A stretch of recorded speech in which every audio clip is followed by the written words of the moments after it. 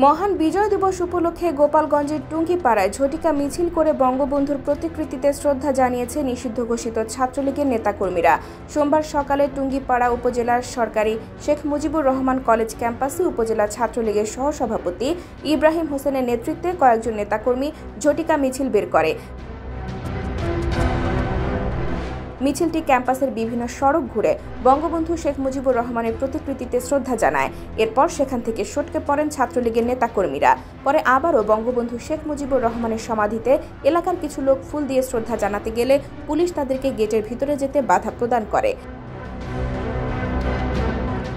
এর আগে ছাত্রলীগকে নিষিদ্ধ ঘোষণা করে অন্তর্বর্তী সরকার। গেল 5 আগস্টের পর থেকে প্রকাশ্যে তাদের আর দেখা যায়নি।